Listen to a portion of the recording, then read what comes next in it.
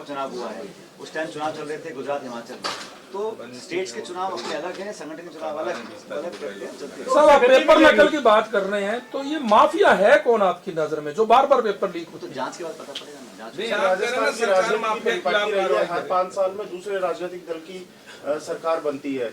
वहीं पिछले 5 साल में अगर कांग्रेस कार्यकर्ता की तो बात करें तो कांग्रेस अपना संगठन तक, जिलाध्यक्ष तक नहीं नियुक्त कर पाई है। वहीं गुटबाजी की बात करें तो कांग्रेस में जो कई गुटों की बात आती है तो दूसरे गुट के कार्यकर्ताओं की भी अनदेखी लगातार की गई है। हमारे दोस्त सुनो पहली बात, कांग्रेस में तो कोई गुट है नहीं। वो अलग बात है कि बीजेपी के अंदर 1 दर्जन या 1.5 दर्जन अलग अलग लोग अपनी दुकान चलाते हैं। हमारे साथ मिलकर काम करते हैं। हमारे नेता खड़गे साहब अध्यक्ष हैं, सोनिया जी, राहुल जी, हम सबके नेता हैं, पूरी पार्टी के, इसमें कोई किसी को दो राय नहीं होनी चाहिए। गुटबाजी नहीं, लेकिन मैं शुरू से कहता आया हूँ कि 5 साल जब हम लोग विपक्ष में थे, वो समय बहुत विपरीत परिस्थितियाँ थी, क्योंकि केंद्र में बीजेपी की सरकार बनी थी और यहाँ वसुंधरा जी मुख्यमंत्री बनी, 163 विधायक थे। उस समय जिन कार्यकर्ताओं ने अपना सब कुछ कुर्बान किया, उस कठिन समय में जिन्होंने सड़कों पर आकर पुलिस की लाठियां खाई, जेलों में गए, हड़ताल करी, धरने दिए, प्रदर्शन किया, घेराव किया और सरकार को कटघरे में खड़ा करा, एक इतनी बड़ी बहुमत की सरकार को चैलेंज जिन कार्यकर्ताओं ने किया था, मैं तो हमेशा से उनकी पैरवी करता आया हूँ। और मुझे कहने में कोई संकोच नहीं है कि कार्यकर्ता का रुझान किसी के तरफ भी हो सकता है, भाई मेरे को आप पसंद हो, आप कम पसंद हो, लेकिन वर्कर जो कांग्रेस पार्टी का था उसको पुरस्कार तक हम लोग करते हैं, उसमें सबका फायदा होता है। लेकिन वर्कर्स से ज़्यादा अगर हम अधिकारी या कोई रिटायर्ड ऑफिसर्स को प्राथमिकता देते हैं तो कहीं ना कहीं वर्कर का मनोबल भी टूटता है। तो मेरा तो ये है कि अधिकारी अपना काम करें, सेवानिवृत्त हो जाए तो उनको रिटायर होना चाहिए। ऐसा ही सब मेरी बात खत्म हो गई। तो मैं चाहता हूँ और हमेशा मैं कहता आया हूँ कि वर्कर्स को मान सम्मान मिले। हर वर्कर को पद नहीं मिल सकता, लेकिन उसकी पूछ हो, उसकी भागीदारी हो, हिस्सेदारी हो, और वो भी अपने क्षेत्र में, समाज में, इलाके में उन समस्याओं का समाधान कराने लायक बन जाए, ये उसके लिए ताकत होती है। और इसी बात को लेकर मैं बहुत बार अपनी बात जयपुर में रख चुका हूँ और मुझे लगता है उस दिशा में सरकार काम भी कर रही है। लेकिन जो अनुपात है रिटायर्ड ऑफिसर्स का पॉलिटिकल अपॉइंटमेंट देने का और जो कांग्रेस के अच्छे कार्यकर्ता हैं उनको अपॉइंटमेंट देने का, उसको अनुपात को बेहतर करने की जरूरत है। सर, उपेक्षित कार्यकर्ता जो पिछले जो प्रदेश के बैंक्स हैं, कोऑपरेटिव बैंक्स हैं, उनके सारे कर्ज माफ किए हैं, लेकिन जो असहयोग मिलता है, जो सेंट्रल बैंक्स हैं, भारत सरकार के अधीन जो बैंक्स हैं जिनका मुख्यालय मुंबई, दिल्ली में है, वो बैंक अगर नेगोशिएट भी नहीं कर रहे हैं, अब बड़े बड़े उद्योगपतियों का तो लाखों करोड़ माफ कर देते हैं, उनको एनपीए डिक्लेयर कर देते हैं। किसान का जब लोन आता है तो उसमें हमारे पार्टनर जो हम देने को तैयार हैं, लेकिन बैंक बात ही नहीं करें और केंद्र सरकार उनको हस्तक्षेप बिल्कुल ही ना करे तो कैसे बात पड़ेगी। जो राजस्थान के जो कोऑपरेटिव बैंक से, सोसाइटी के बैंक से, वो लगभग लोन माफ किए हैं और 25-26 लाख किसानों को उसका फायदा भी मिला है। मैंने कहा ना आपको, हर वर्कर को पोस्ट पद नहीं चाहिए, उनको मान सम्मान, भागीदारी, प्रशासन में उनकी पूछ हो, उन लोगों को लगे कि हमारे कहने से जन कल्याण के काम करा सकते हैं। यही तो पॉलिटिकल प्रेशर की डिमांड होती है और उनसे लगातार संपर्क करें, मिलते रहें। और हमेशा सरकार कोशिश भी करती है, लेकिन क्योंकि चुनावी वर्ष है, अब लोगों की उम्मीद बढ़ चुकी है, वर्कर्स की भी, जनता की भी, तो मुझे विश्वास है कि अगले 8-10 महीने में सब हम चुनौती का सामना। ऐसा ही तो सर जयपुर में मामला उठा था बैठक के अंदर कि जहाँ पे ये कहा गया कि जो निर्दलीय विधायक सरकार के समर्थन में आए या बसपा से आए वो हमारी चलने नहीं दे रहे कांग्रेस के जो विधायक है या कार्यकर्ता, ऐसा मामला वहाँ भी उठा था।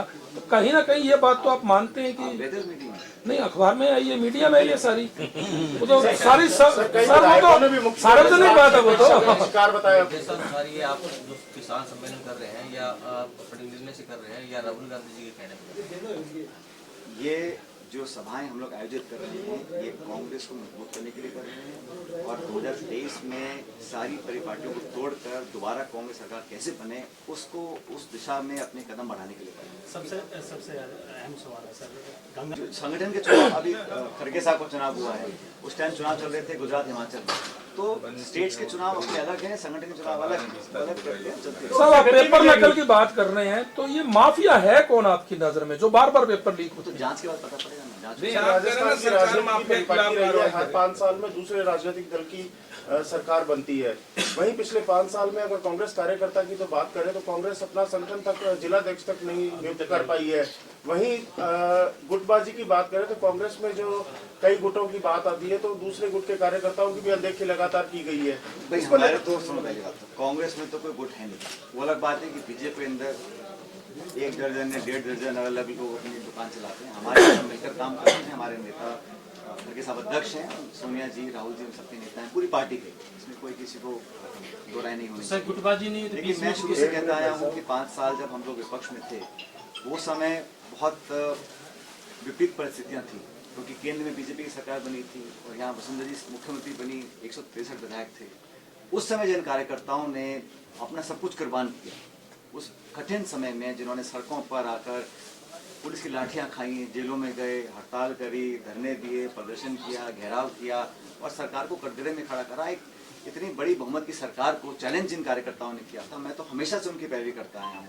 और मुझे कहने में कोई संकोच नहीं है कि कार्यकर्ता का रुझान किसी के तरफ भी हो सकता है, भाई मेरे को आप पसंद हो, आप हम पसंद हो, लेकिन वर्कर जो कांग्रेस पार्टी का था, उसको पुरस्कार तक हम लोग करते हैं, उसमें सबका फायदा होता है। लेकिन वर्कर्स से ज़्यादा अगर हम अधिकारी या कोई रिटायर्ड ऑफिसर्स को प्राथमिकता देते हैं तो कहीं ना कहीं वर्कर का मनोबल भी टूटता है। मेरा तो ये है कि अधिकारी अपना काम करें, सेवानिवृत्त हो जाए तो उनको रिटायर होना चाहिए, ऐसा ही सब मेरी बात खत्म बनी। तो मैं चाहता हूँ और हमेशा मैं कहता आया हूँ कि वर्कर्स को मान सम्मान मिले। हर वर्कर को पद नहीं मिल सकता, लेकिन उसकी पूछ हो, उसकी भागीदारी हो, हिस्सेदारी हो, और वो भी अपने क्षेत्र में, समाज में, इलाके में उन समस्याओं का समाधान कराने लायक बन जाए, ये उसके लिए ताकत होती है। और इसी बात को लेकर मैं बहुत बार अपनी बात जयपुर में रख चुका हूँ और मुझे लगता है उस दिशा में सरकार काम भी कर रही है।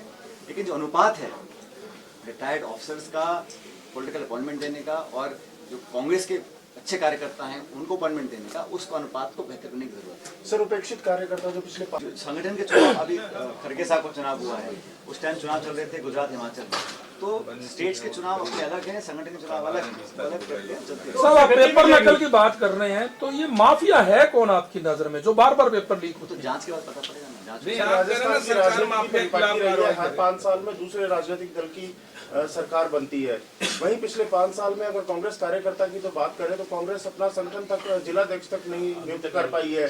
वहीं गुटबाजी की बात करें तो कांग्रेस में जो कई गुटों की बात आती है तो दूसरे गुट के कार्यकर्ताओं की भी अनदेखी लगातार की गई है। भाई हमारे तो सुनो पहली बात, तो कांग्रेस में तो कोई गुट है नहीं। वो अलग बात है कि बीजेपी के अंदर 1 दर्जन या 1.5 दर्जन अलग लोग अपनी दुकान चलाते हैं। हमारे साथ मिलकर काम करते हैं, हमारे नेता घर के सब अध्यक्ष हैं, सोनिया जी, राहुल जी, हम सबके नेता हैं, पूरी पार्टी के, इसमें कोई किसी को दो राय नहीं होनी सर चाहिए। गुटबाजी नहीं तो लेकिन मैं शुरू से कहता आया हूँ कि 5 साल जब हम लोग विपक्ष में थे, वो समय बहुत विपरीत परिस्थितियाँ थी, क्योंकि केंद्र में बीजेपी की सरकार बनी थी और यहाँ वसुंधरा जी मुख्यमंत्री बनी, 163 विधायक थे। उस समय जिन कार्यकर्ताओं ने अपना सब कुछ कुर्बान किया, उस कठिन समय में जिन्होंने सड़कों पर आकर पुलिस की लाठियां खाई, जेलों में गए, हड़ताल करी, धरने दिए, प्रदर्शन किया, घेराव किया और सरकार को कटघरे में खड़ा करा, एक इतनी बड़ी बहुमत की सरकार को चैलेंज जिन कार्यकर्ताओं ने किया था, मैं तो हमेशा से उनकी पैरवी करता आया हूँ। और मुझे कहने में कोई संकोच नहीं है कि कार्यकर्ता का रुझान किसी के तरफ भी हो सकता है, भाई मेरे को आप पसंद हो, आप हम पसंद हो, लेकिन वर्कर जो कांग्रेस पार्टी का था, उसको पुरस्कार तक हम लोग करते हैं, उसमें सबका फायदा होता है। लेकिन वर्कर्स से ज़्यादा अगर हम अधिकारी या कोई रिटायर्ड ऑफिसर्स को प्राथमिकता देते हैं तो कहीं ना कहीं वर्कर का मनोबल भी टूटता है। मेरा तो ये है कि अधिकारी अपना काम करें, सेवानिवृत्त हो जाए तो उनको रिटायर होना चाहिए, ऐसा ही सब मेरी बात खत्म बनी। तो मैं चाहता हूँ और हमेशा मैं कहता आया हूँ कि वर्कर्स को मान सम्मान मिले। हर वर्कर को पद नहीं मिल सकता, लेकिन उसकी पूछ हो, उसकी भागीदारी हो, हिस्सेदारी हो, और वो भी अपने क्षेत्र में, समाज में, इलाके में उन समस्याओं का समाधान कराने लायक बन जाए, ये उसके लिए ताकत होती है। और इसी बात को लेकर मैं बहुत बार अपनी बात जयपुर में रख चुका हूँ और मुझे लगता है उस दिशा में सरकार काम भी कर रही है। लेकिन जो अनुपात है रिटायर्ड ऑफिसर्स का पॉलिटिकल अपॉइंटमेंट देने का और जो कांग्रेस के अच्छे कार्यकर्ता हैं उनको अपॉइंटमेंट देने का, उसको अनुपात को बेहतर करने की जरूरत है। सर उपेक्षित कार्यकर्ता जो पिछले जो प्रदेश के बैंक्स हैं, कोऑपरेटिव बैंक्स हैं, उनके सारे कर्ज माफ किए हैं, लेकिन जो असहयोग मिलता है, जो सेंट्रल बैंक्स हैं, भारत सरकार के अधीन जो बैंक्स हैं जिनका मुख्यालय मुंबई, दिल्ली में है, वो बैंक अगर नेगोशिएट भी नहीं कर रहे हैं, अब बड़े बड़े उद्योगपतियों का तो लाखों करोड़ माफ कर देते हैं, उनको एनपीए डिक्लेयर कर देते हैं।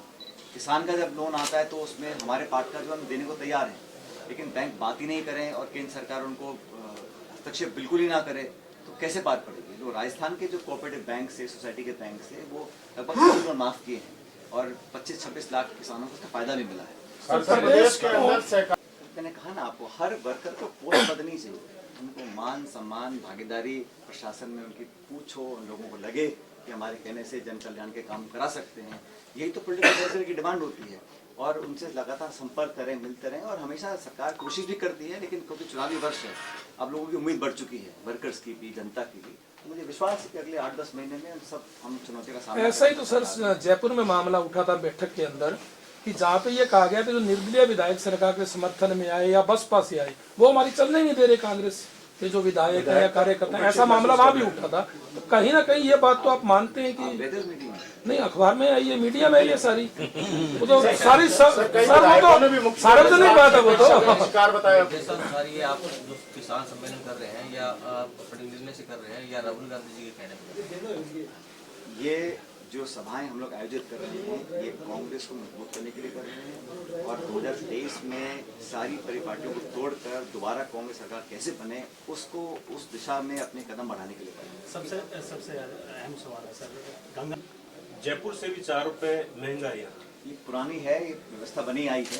मुझे लगता है कि जहाँ कहीं भी राहत दे सकते हैं देनी चाहिए। और अभी लास्ट बजट हमारी सरकार का आएगा, अगले महीने आएगा, उसमें मैं समझता हूँ कि मध्यम वर्ग को, खासकर आम व्यक्ति को कुछ ना कुछ राहत देने की उम्मीद मुझे लगता है और मिलनी भी चाहिए। सर किसानों की जो बात है ना, तो भाजपा का भी आरोप है कि कर्जा माफी की घोषणा हुई थी के लिए वही है, कुछ चंद लोगों को मजबूती देने का साधन। तो अभी मैं इस जिले के दौरे पर आया था तो कुछ लोगों ने मुझे कहा कि ये जमीन कुर्की करने वाला मामला भी उठ रहा है। कुछ संस्थाएं ऐसी हैं जो हमारी सरकार और विधानसभा में जो हमने बिल पारित किया उसके बावजूद भी कुर्की के आदेश निकाल रहे हैं। वो बहुत गलत है, इलीगल है, उस पर हम कार्रवाई करवाएंगे। और जो आप कह रहे हैं कि सोसाइटीज़ और कोऑपरेटिव का निर्माण इसलिए किया गया था कि वो किसानों को और समृद्ध बनाए। अगर कहीं कोई भी ऐसी स्पेसिफिक शिकायत है तो उस पर तुरंत कार्रवाई हम लोग करवाएंगे। और देखिए, गवर्नेंस का मतलब होता है सिर्फ घोषणा, बजट, विज्ञापन, इश्तिहार या अनाउंसमेंट्स नहीं होता। वो कारगर जमीन पर, धरातल पर उतरें और जो आम नागरिक है उसको सरलता से उन स्कीम्स का, उस प्रोग्राम्स का फायदा मिले। यही गुड गवर्नेंस है। सिर्फ एलोकेशन करना या बजट देना प्रदेश कांग्रेस से अलग होकर आप यात्रा निकाल रहे हैं। कहा ना आपको, हम लोगों ने अच्छे कदम उठाए हैं, लेकिन अगर 11 महीने बाद सरकार हमको बनानी है तो हम लोगों को संगठन और सरकार में और समय में बनाना पड़ेगा और मजबूती से काम करना पड़ेगा। क्योंकि इतिहास जो मैं दोबारा बोलना चाह रहा हूँ, हम सरकार रिपीट नहीं कर पाए 3 में, 13 में, 23 में कैसे रिपीट करें। ये देश सबका है और सबकी कलेक्टिव यही एक हमारी मंशा है कि हम सरकार दोबारा बनाए। 23 ये कोई यात्रा नहीं है। 10 महीने चुनाव में बचे हैं, भाजपा पूरी तैयारी कर रही है। तो कांग्रेस पार्टी पूरे कांट बांध के तैयारी मैदान में उतर चुकी है। पूरी कांग्रेस संगठित है और कांग्रेस का जो अभियान शुरू होने वाला है 4 दिन के बाद 26 जनवरी को, हाथ से हाथ जोड़ो कार्यक्रम, उसमें पूरी पार्टी मिलकर काम कर रही है। जो भारत जोड़ो यात्रा निकली थी वो AIC की यात्रा थी। ये जो कार्यक्रम निकल रहा है ये हर राज्य में हो रहा है और हर राज्य की राजधानी में प्रियंका जी खुद आएंगी राजधानी में इस कार्यक्रम को बढ़ाने के लिए। तो हर एक व्यक्ति अलग तरीके से पार्टी को मजबूत करने का। सर बजट आगे जो पेश हो रहा है युवाओं को लेके, किसानों को लेके, मुझे कहीं एक अंदरूनी लगाव है और उसका कारण मुझे पता नहीं। यहाँ के लोगों से, यहाँ के खाने पीने से, यहाँ के कल्चर से, और यहाँ मैं हमेशा ढूंढता हूँ बहाने मैं कैसे दोबारा यहाँ पे आ सकूं। मैं आया हूँ, चाहे मैं सत्ता में हूँ, विपक्ष में हूँ, पद पे हूँ, ना हूँ, यहाँ के लोगों ने, यहाँ के सब संस्थाओं ने, यहाँ के पत्रकारों ने बहुत स्नेह और प्रेम दिया है। तो यहाँ पे लगाव मेरा रहा है। इसलिए जो आज मैंने बातें बोली हैं ये कोई प्रेस कॉन्फ्रेंस वाली बातें नहीं थी, लेकिन मेरे मन में था कि यहाँ पर हम इस बड़े मुश्किल चट्टान को अगर हिलाने की कोशिश भी नहीं करेंगे तो हम जाती करें अपने साथ। मौका हमको मिला है और टाइम बहुत जल्दी निकलता है। इसलिए मुझे लगता है कि इस बातों पर लोग सोचेंगे। अगर आप लोग इस बात को दिखाओगे, छापोगे, हम समाधान ढूंढेंगे। और रही बात राजनीति की, तो 10 महीने हैं, कमर बांध रखिए। आपने सुना, देखा, सब नेता बैठे हैं, तैयारी करी है और हम कोई किसी से कोई गिला शिकवा नहीं, पक्षपात नहीं है, लेकिन हाँ न्याय के लिए, नौजवानों के लिए, उनकी बेरोजगारी के लिए, किसानों के लिए मैं बेबाकी से पहले भी बोलता आया हूँ, आज भी बोल रहा हूँ और हमेशा बोलता हूँ। धन्यवाद। जब से मैं देख रहा हूँ कम से कम 10 साल से घटनाक्रम बदलता नहीं है। सरकारें बीजेपी की भी आई, कांग्रेस की भी आई, लेकिन हमें कहीं ना कहीं तो ये एक कदम पीछे से सोचना पड़ेगा कि इसका पूरा समाधान कैसे हो। हम आज कहीं बैंडेड लगा दें, आज कुछ राहत दे दें, आज कुछ पानी छोड़ दें, आज मरम्मत करा दें, फिर चले 3 महीने बाद फिर, तो इसका तो पूर्णकालीन कहीं ना कहीं समाधान ढूंढना पड़ेगा, हमेशा हमेशा के लिए। और ऐसा कब तक चलेगा? देखिए, मैं राजनीति की बात नहीं कर रहा हूँ, लेकिन जहाँ के जो 2 जिलों के किसान हैं और ये इतनी मेहनत करके अनाज पैदा करते हैं और फिर भी ले दे के समस्या 2-3 ही है। नहर की, पानी की सप्लाई की, जो गंदा पानी आ रहा है उसकी, सेम की और बिजली की। इन सब वो तो खैर हर बार होती है, लेकिन ये स्थायी जो इंफ्रास्ट्रक्चर प्रॉब्लम है, खाद की सप्लाई, बीज की सप्लाई तो हम ऊपर नीचे कर सकते हैं, आप ले सकते हो कैसे, लेकिन नहर और पानी कहाँ से लाएंगे? तो स्थायी समाधान ढूंढने पड़ेंगे। और अगर हम सोच व्यापक नहीं बनाएंगे, हम अगर अपना दृष्टिकोण इतना बड़ा नहीं करेंगे, हम उसी में लगे रहेंगे कि बस मुझे ये नगर पालिका चुनाव जीतना है या इस व्यक्ति को मोबिलाइज करना है या इसको ठेका देना है या इसकी मीटिंग करानी है, तो वो आंदोलन शुरू कैसे हो, आंदोलन शुरू कैसे हो, इस फेरे से अगली पीढ़ी को मैं मुक्त कराना चाहता हूँ। हम लोगों ने देखा ना, मैं देख रहा हूँ 25-30 साल से वही क्रम, वही जज्बात, वही इशू हर बार आते हैं। तो अगली जो पीढ़ी है उसको तो इसे मुक्त करना चाहिए। इसके लिए सुनो, इसके लिए जो कुछ भी करना है, इसमें सब पार्टी वार्टी छोड़ के सबको बैठना पड़ेगा।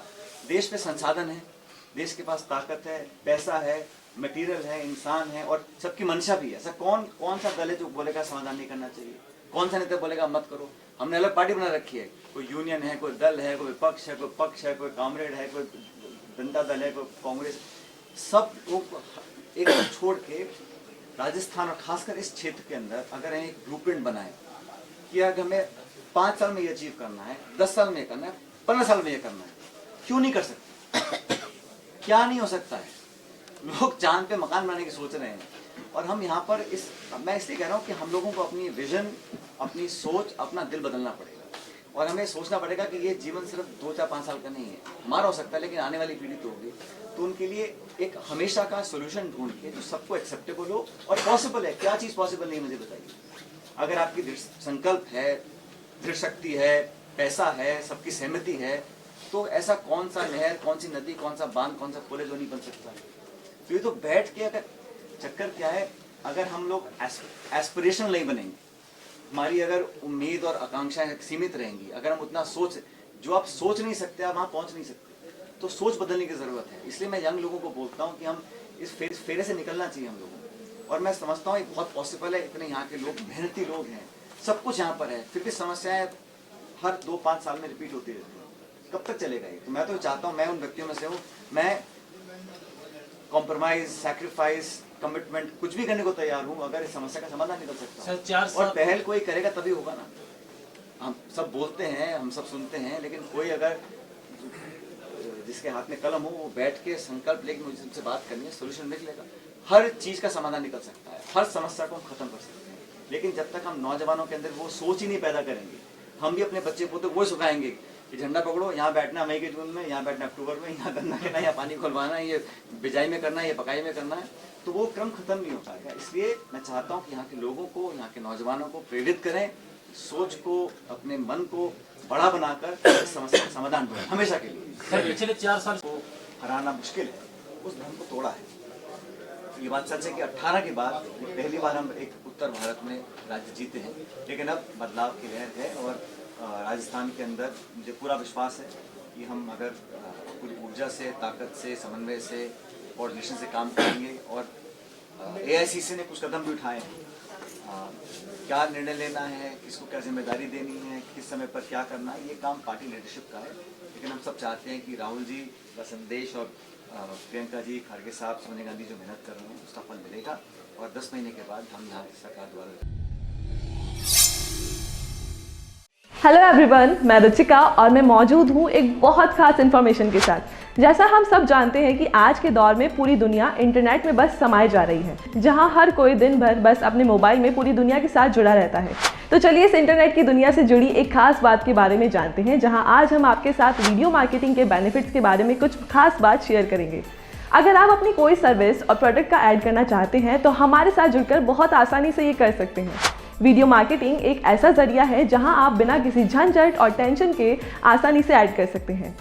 वीडियो मार्केटिंग के बहुत से फ़ायदे हैं। सबसे खास बात यह है कि आप टाइम को काफ़ी ज़्यादा सेव कर सकते हैं और बहुत आसानी से कंपनी या बिजनेस से जुड़े हुए इन्फॉर्मेशन मार्केट या क्लाइंट तक आसानी से पहुंचा सकते हैं और इस काम में हम आपको पूरा सपोर्ट करेंगे। तो आप आज ही संपर्क करें और जुड़ जाइए दिए गए इस नंबर पर और आज ही वीडियो मार्केटिंग के लिए जुड़े मिशी मीडिया सोल्यूशन के साथ।